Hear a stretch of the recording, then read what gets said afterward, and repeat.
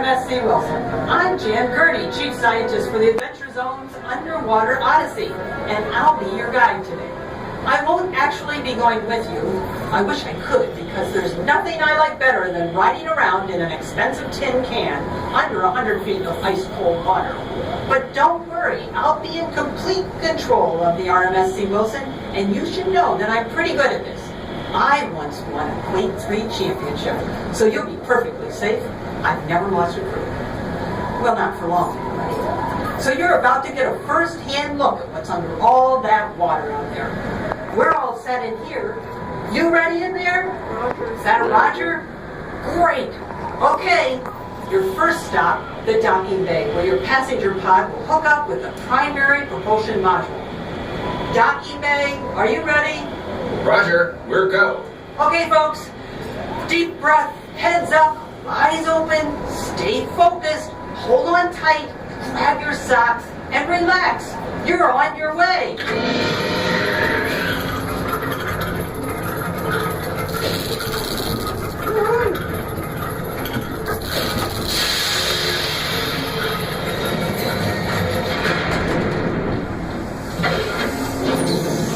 Ontario is one of the 5 Great Lakes. They stretch 1,600 miles, creating a natural border between Canada and the United States. Add the 5 Great Lakes together, and you have the largest body of fresh water in the world. The RMSC Wilson is docked. Thank you, Bob. I'm now initiating launch sequence. Whoa, hold up there, Chief Scientist Jan. Don't fire up this puppy yet. Problem, Bob? Oh, there are no problems, Jan. Just challenges and opportunities. Unless you consider a massively destabilized gyro, we can send the whole kit and caboodle on a nosedive into the bottom muck. A problem. Sorry for the delay, folks. By the way, we're talking to Master Technician Bob Barstow, and he's in charge of... How you doing, folks? I'm just going to look under the hood here. Jan, you don't happen to have a 3/8 slow set on you, do you? How about anybody on board there? You got a 3/8? No. Jan, did you do that? Tell me you didn't do that! Folks, I think we've jumped ahead to the launch sequence. So I guess, prepare for immediate launch! prepare for immediate launch. Hate this part! Hate this part! Hate this part! Bob, I'd like you to assure the passengers that you're okay. Oh yeah, I'm having a great time. And everything is fine with the descent. Everything is just peachy. I can get the door sealed. You're still in dark. Damn, that water is cold. Always feel okay though. Ladies, gentlemen, children of all ages, welcome to Lake Ontario. Directly ahead, one of the hundreds of shipwrecks that dot the bottom of the lake. You can see Scuba Doo, our ROV. Remotely operated vehicle. Giving us some great pictures of the Scourge, which has been resting on the bottom since the War of 1812. The War of 1812? When was that, Jan? There are quite a few wooden warships down here. Whoa, check out those cannons. Shipwrecks in the ocean are often destroyed by wood-eating shipworms, but shipworms are saltwater animals, so there aren't any in Lake Ontario, which is all freshwater, and the water is very cold.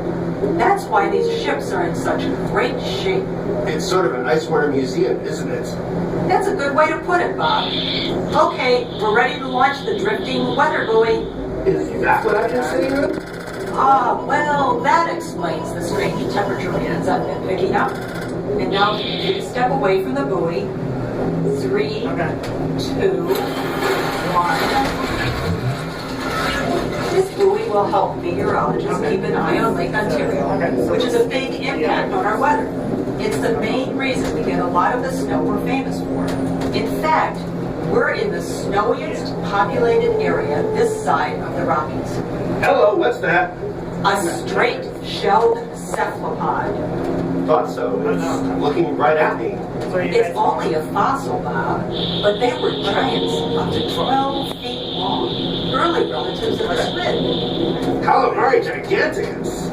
These fossils are 450 million years old, but Lake Ontario is only about 10,000 years old.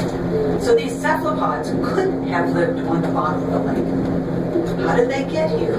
before my time, Jan. The fossils are here because glaciers scraped down from the north, dug out tons of rock, exposed these fossils, and created Lake Ontario. Jan, remember how I always say there are no problems, only opportunities? Yes, Bob, and it's frankly quite annoying. Fine, but from where I sit, it looks like you're doing about 35 knots for a major opportunity.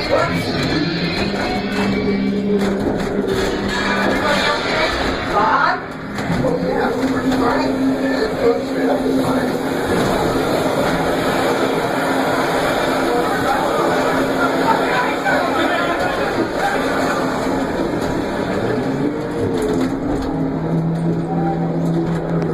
Any chance you have a map that's less than 10,000 years old? Because we're not supposed to be in this abandoned tunnel.